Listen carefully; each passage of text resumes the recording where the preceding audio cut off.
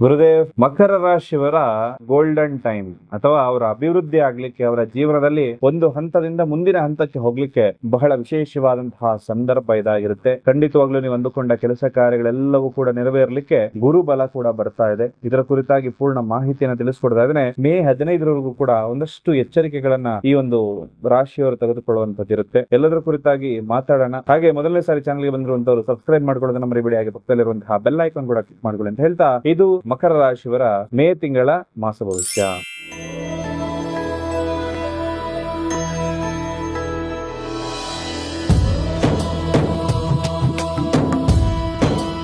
ಕೆಲವೊಬ್ಬರ ಜೀವನದಲ್ಲಿ ರಾಜಯೋಗ ಇದ್ರೂ ಕೂಡ ಸಾಮಾನ್ಯ ವ್ಯಕ್ತಿ ರೀತಿ ಜೀವನವನ್ನು ನಡೆಸ್ತಾ ಇರ್ತಾರೆ. ಇನ್ನು ಕೆಲವರ ಜೀವನದಲ್ಲಿ ಯಾವುದೇ ಯೋಗ ಇಲ್ಲದಿದ್ರೂ ಕೂಡ ದಿನದಿಂದ ದಿನಕ್ಕೆ ಅಭಿವೃದ್ಧಿಯನ್ನ ತರೋದಕ್ಕೆ ಮೂಲ ಕಾರಣ, ನನಗೆ ಯಾವ ಕೆಲಸ ಮಾಡಿದ್ರೆ ಅದೃಷ್ಟ ಬರುತ್ತೆ, ಯಾವುದು ನನ್ನ ಶುಭ ಸಂಖ್ಯೆ, ಯಾವುದು ನನ್ನ ಶುಭ ನಕ್ಷತ್ರ, ಎಲ್ಲವನ್ನ ನೋಡ್ಕೊಂಡು ಅವ್ರು ಕೆಲಸವನ್ನ ಮಾಡ್ತಾ ಇರ್ತಾರೆ. ಆಗ ಮಾತ್ರ ಅವರು ಸಕ್ಸಸ್ ಆಗೋದಕ್ಕೆ ಸಾಧ್ಯ. ನೀವು ಕೂಡ ನಿಮಗೆ ಯಾವುದು ಅದೃಷ್ಟ ಕೊಡುತ್ತೆ ಅಂತ ತಿಳ್ಕೊಂಡು ಅದನ್ನ ನೇರವಾಗಿ ಫಾಲೋ ಮಾಡ್ಕೊಂಡು ಬನ್ನಿ. ನಿಮ್ಮ ಜೀವನದಲ್ಲಿ ಇರತಕ್ಕಂತಹ ಉದ್ಯೋಗ, ವ್ಯಾಪಾರ, ಗಂಡ ಹೆಂಡತಿ ಜೀವನ, ಪ್ರೀತಿ ಪ್ರೇಮ ಸಮಸ್ಯೆಗಳೇನಾದ್ರೂ ಆಗ್ತಾ ಇತ್ತು ಅಂದ್ರೆ ನೇರವಾಗಿ ಬಂದು ಭೇಟಿ ಮಾಡಿ, ಹಾಗೂ ಶಾಸ್ತ್ರೋಕ್ತ ಪರಿಹಾರವನ್ನ ಇಲ್ಲಿ ನಿಮಗೆ ಮಾಡಿಕೊಳ್ಳಲಾಗುತ್ತೆ. ಮೇ ತಿಂಗಳಲ್ಲಿ ಗ್ರಹಗಳ ಬದಲಾವಣೆಗಳು ಯಾವ ಮನೆಯಿಂದ ಯಾವ ಮನೆಗೆ ಹೋಗುತ್ತೆ ಅಂದ್ರೆ, ಮೇ 1ಕ್ಕೆ ಬುಧ ಗ್ರಹ ಮೇಷರಾಶಿ ಪ್ರವೇಶ ಮಾಡುವಂತದ್ದು, 11ನೇ ಮೇ ಕುಜಗ್ರಹ ಮೇಷರಾಶಿ ಪ್ರವೇಶ ಮಾಡುವಂತದ್ದು, 15ನೇ ಮೇಗೆ ಶುಕ್ರ ಗ್ರಹ ಮಿಥುನ ರಾಶಿ ಪ್ರವೇಶ ಮಾಡುವಂತದ್ದು, 15ನೇ ಮೇಗೆ ಬುಧ ಗ್ರಹ ವೃಷಭ ರಾಶಿ ಪ್ರವೇಶ ಮಾಡತಕ್ಕಂಥದ್ದು, 15ನೇ ಮೇಗೆ ಸೂರ್ಯ ವೃಷಭ ರಾಶಿಯ ಪ್ರವೇಶವನ್ನ ಮಾಡುತ್ತೆ. ಹಾಗೆ ಈ 15ನೇ ಮೇ ಅನ್ನೋದು ಬಹಳ ವಿಶೇಷವಾಗಿರುವಂತಹ ದಿನ. ಮಿಥುನ, ವೃಷಭ ಈ ಎರಡು ರಾಶಿಗಳಿಗೂ ಕೂಡ ಮೊದಲನೇದಾಗಿ ಮಿಥುನಕ್ಕೆ ಶುಕ್ರ, ವೃಷಭಕ್ಕೆ ಬುಧ ಮತ್ತೆ ಸೂರ್ಯ ಗ್ರಹ ಬರುವಂತದ್ದು. ಹಾಗೆ 26ನೇ ಮೇಗೆ ವೃಷಭ ರಾಶಿಯ ಪ್ರವೇಶವನ್ನ ಮಾಡ್ತಕ್ಕಂಥದ್ದು. ಇನ್ನ 2ನೇ ಜೂನ್ಗೂ ಕೂಡ ಈ ಕರ್ಕಾಟಕ ರಾಶಿಯ ಪ್ರವೇಶವನ್ನ ಗುರು ಗ್ರಹ ಮಾಡುವಂತದ್ದು. ಬಹಳ ವಿಶೇಷವಾಗಿರ್ತಕ್ಕಂತಹ ದಿನಗಳಾಗಿರುತ್ತೆ. ಗುರು ಗೋಚಾರ ಫಲ ಹೇಗಿದೆ ಅಂತ ಹೇಳಿ ಈಗಾಗಲೇ ಪ್ರತಿಯೊಂದು ರಾಶಿ ಅನುಗುಣವಾಗಿ ಕೂಡ ವಿಡಿಯೋಗಳನ್ನ ನಮ್ಮ ಚಾನಲ್ ಅಲ್ಲಿ ಅಪ್ಲೋಡ್ ಆಗಿರುತ್ತೆ. ಅದು ನೀವು ಹೋಗಿ ಚೆಕ್ ಮಾಡ್ಕೊಳ್ಳಿ. ಗುರು ಬಲ ಬರ್ತಾ ಇರುವಂತಹ ರಾಶಿಗಳು ಯಾವುದು ಅಂತ ಹೇಳಿ ಪೂರ್ಣ ಮಾಹಿತಿಯನ್ನ ತಿಳಿಸಿ. ಜೊತೆಗೆ ಈ ಒಂದು ಗ್ರಹಚಾರಗಳು ಅಂದ್ರೆ ಯಾವ್ಯಾವ ಮನೆಗೆ ಯಾವ್ಯಾವ ಪ್ರವೇಶ ಆಗುತ್ತೆ ಅಂತ ತಿಳ್ಕೊಂಡ್ರಲ್ಲ, ಇದರಿಂದಾಗಿ ನಿಮ್ಮ ರಾಶಿಗೆ ಏನು ಬದಲಾವಣೆಗಳಾಗುತ್ತೆ ಎಲ್ಲವನ್ನ ಕೂಡ ಪರಿಪೂರ್ಣವಾಗಿ ನೋಡೋಣ. ಜೊತೆಯಲ್ಲಿ ಬಹಳ ವಿಶೇಷವಾಗಿ ಬರುವಂತದ್ದೇನಪ್ಪಾ ಅಂತಂದ್ರೆ, ಬಹಳ ಜನ ಕೇಳ್ತಕ್ಕಂತಹ ಪ್ರಶ್ನೆಗಳೇನಪ್ಪಾ ಅಂತಂದ್ರೆ, ಗುರುಗಳೇ ನಮ್ಮ ಮನೆಗೆ ದೃಷ್ಟಿ ಆಗ್ತಾ ಇದೆ, ಸಿಕ್ಕಾಪಟ್ಟೆ ದೃಷ್ಟಿ ಆಗುತ್ತೆ, ಸಾಲ ಬಾಧೆ ಅನ್ನೋದು ನಮಗೆ ಜಾಸ್ತಿಯಾಗಿ ಕಾಡ್ತಾ ಇದೆ, ಮನೆಯಲ್ಲಿ ಪ್ರತಿನಿತ್ಯ ಗಲಾಟೆ ಆಗ್ತಾ ಇರುತ್ತೆ, ಅನಗತ್ಯವಾಗಿ ಯಾವುದೇ ಒಂದು ಸಣ್ಣ ವಿಚಾರ ಇದ್ರೂ ಕೂಡ ದೊಡ್ಡ ವಿಚಾರವಾಗಿ ತೊಂದರೆಗಳಾಗ್ತಾ ಇರುತ್ತೆ, ಇದಕ್ಕೆಲ್ಲ ಪರಿಹಾರ ಏನು ಅಂತ ಹೇಳಿ ಬಹಳ ಜನ ಇದಕ್ಕೋಸ್ಕರನೇ ಅಪಾಯಿಂಟ್ಮೆಂಟ್ ತಗೊಂಡು ಕೇಳ್ತಾ ಇರ್ತಾರೆ. ನಿಮಗೆಲ್ಲರೂ ಕೂಡ ಸಹಕಾರ ಆಗ್ಲಿ ಅನ್ನೋ ಕಾರಣಕ್ಕೋಸ್ಕರ ವಿಶೇಷವಾಗಿ ಈ ಸಂಚಿಕೆಯಲ್ಲೇನೆ ಈ ಸಮಸ್ಯೆಗಳಿಗೆ ಪರಿಹಾರವನ್ನ ತಿಳಿಸ್ಕೊಡ್ತಾ ಇರ್ತೇನೆ. ನಮ್ಮ ಕುಟುಂಬದವರೇ ನಮಗೆ ಶತ್ರುಗಳಾಗಿ ಕಾಡ್ತಾ ಇರ್ತಾರೆ. ಅದಕ್ಕೆ ನಮ್ಮ ಮನೆಯಲ್ಲಿ ಪ್ರತಿನಿತ್ಯ ಜಗಳ ಆಗುವಂತದ್ದು, ಹಣಕಾಸಿನ ತೊಂದರೆ ಆಗುವಂತದ್ದು, ಹಾಗೆ ದುಡಿದಂತಹ ದುಡ್ಡು ಕೈಯಲ್ಲಿ ಉಳಿಯದೇ ಇರುವಂತದ್ದು, ಗಂಡ ಹೆಂಡತಿ ಜೀವನದಲ್ಲಿ ಜಗಳ ಕಲಹಗಳೆಲ್ಲವೂ ಕೂಡ ಆಗುತ್ತೆ. ಇದಕ್ಕೆ ಸುಲಭವಾದಂತಹ ಪರಿಹಾರವನ್ನ ತಾವೆಲ್ಲರೂ ಕೂಡ ಮಾಡ್ಕೋಬೇಕಾಗತ್ತೆ.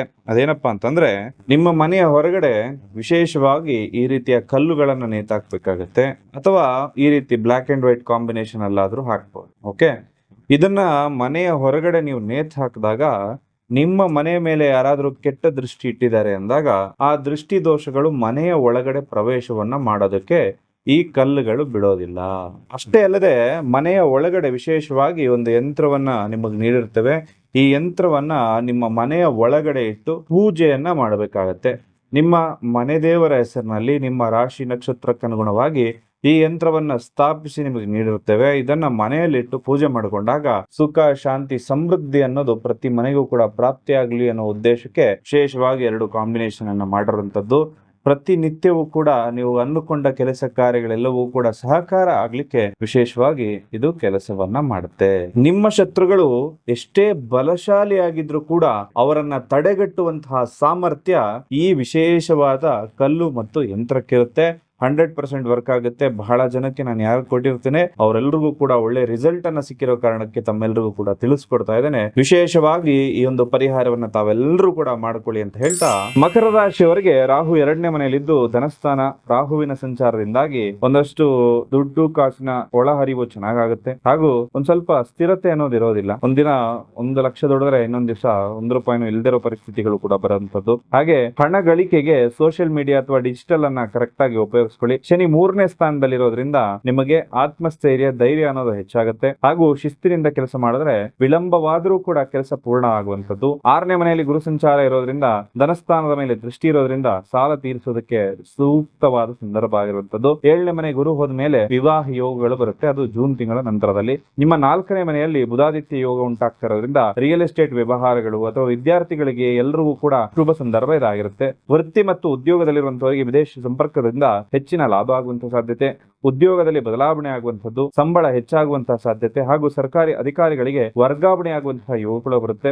ಹಾಗೂ ಬಿಸ್ನೆಸ್ ಐಡಿಯಾದಲ್ಲಿ ಒಂದು ಹೊಸ ರೀತಿಯಾದಂತಹ ಒಂದು ಕೆಲಸ ಕಾರ್ಯಗಳ ಮೇಲೆ ನಿಮ್ಮ ಮನಸ್ಸು ಹೋಗ್ಬೋದು. ಕುಟುಂಬ ಮತ್ತು ಸಂಬಂಧಗಳ ಮೇಲೆ ಸಣ್ಣ ಪುಟ್ಟ ಸಂಘರ್ಷಗಳಾದ್ರೂ ಕೂಡ ಈಗಲೇ ಇರುವಂತಹ ಒಂದಷ್ಟು ಅಡೆತಡೆಗಳನ್ನ ಮೆಟ್ಟಿ 15ನೇ ತಾರೀಕು ಮೇಲೆ ಶುಭ ಆಗುತ್ತೆ. ಹಾಗೂ ಒಂದಷ್ಟು ಕೇತುವಿನ ಪ್ರಭಾವದಿಂದಾಗಿ ನಿಮ್ಮ ಸಂಗಾತಿ ನಿಮ್ಮಿಂದ ದೂರ ಆಗುವಂತಹ ಸಾಧ್ಯತೆ ಕೂಡ ಬರುತ್ತೆ. ಆರೋಗ್ಯ ಅಂದಾಗ ಸ್ವಲ್ಪ BP, ಶುಗರ್ ಬರುವಂತಹ ಸಾಧ್ಯತೆ ಇರುತ್ತೆ, ಅದನ್ನ ಸ್ವಲ್ಪ ಕಂಟ್ರೋಲ್ ಅಲ್ಲಿ ಇಟ್ಕೊಳ್ಳೋದು ಒಳ್ಳೇದು. ಅಪಘಾತ ಅಥವಾ ಗಾಯಗಳಿಂದ ಒಂದಷ್ಟು ತೊಂದರೆಗಳಾಗುವಂತಹ ಸಾಧ್ಯತೆ ಇರೋದ್ರಿಂದ ಎಚ್ಚರಿಕೆಯಿಂದ ಇರಿ ಅನ್ನೋ ಮಾತನ್ನ ಹೇಳ್ತೇನೆ. ಇನ್ನ ವಿದ್ಯಾರ್ಥಿಗಳಿಗೆ ಹೇಳಬೇಕು ಅಂದ್ರೆ ಪಾರ್ಟಿ ಮಾಡುವಂತದ್ದು, ಅನಗತ್ಯ ಓಡಾಟ ಮಾಡುವಂತದನ್ನ ಅವಾಯ್ಡ್ ಮಾಡಿ. ಖಂಡಿತವಾಗ್ಲೂ ಮಕರ ರಾಶಿಯವರಿಗೆ ಶಿಸ್ತನ್ನ ಬೆಳೆಸ್ಕೊಳ್ಬೇಕಾಗತ್ತೆ. ಇದರಿಂದಾಗಿನೇ ನಿಮ್ಗೆ ಅಭಿವೃದ್ಧಿ ಅನ್ನೋದು ನಿಮ್ಮ ಜೀವನದಲ್ಲಿ ಆಗುವಂತದ್ದು. ಕೆಲಸಗಳಲ್ಲಿ ಒಂದಷ್ಟು ಹಣ ವ್ಯಯ ಆಗ್ಬೋದು, ಕೋರ್ಟ್ ಕೇಸ್ ನಲ್ಲಿ ಹಣ ವ್ಯಯ ಆಗ್ಬೋದು, ಪಿತ್ರಾರ್ಜಿತ ಆಸ್ತಿ ವಿಚಾರದಲ್ಲಿ ಜಯ ಸಿಗುವ ಹಂತದವರೆಗೂ ಹೋಗುತ್ತೆ, ಆದ್ರೂ ಇನ್ನಷ್ಟು ಮುಂದೂಡಿಕೆ ಆಗುವಂತದ್ದು ಜೂನ್ ನಂತರದಲ್ಲಿ ಅದಕ್ಕೊಂದು ಇತ್ಯರ್ಥ ಅನ್ನೋದಾಗತ್ತೆ. ಮಕರ ರಾಶಿಯವರಿಗೆ ಈ ತಿಂಗಳು ಸಕ್ರಿಯವಾಗಿ ಕೆಲಸ ಮಾಡೋದ್ರಿಂದ ಒಂದಷ್ಟು ಲಾಭ ಆಗುವಂತದ್ದು, ಒಂದಷ್ಟು ದೇವಸ್ಥಾನಗಳ ದರ್ಶನ ಆಗುವಂತಹ ಯೋಗಗಳು ಕೂಡ ಈ ಮಾಸದಲ್ಲಿ ಬರುತ್ತೆ. ನೀವು ಅನ್ಕೊಂಡಿರೋ ಕೆಲಸ ಕಾರ್ಯಗಳೆಲ್ಲವೂ ಕೂಡ ಭಗವಂತ ನಿಮ್ಗೆ ನೀಡಿ ಅಷ್ಟ ಐಶ್ವರ್ಯಗಳನ್ನ ಪ್ರಾಪ್ತಿ ಮಾಡ್ಲಿ ಅನ್ನೋ ಪ್ರಾರ್ಥನೆಯನ್ನ ಮಾಡ್ತಾ ಸರ್ವೇ ಜನ ಸುಖಿನೋ ಭವಂತು.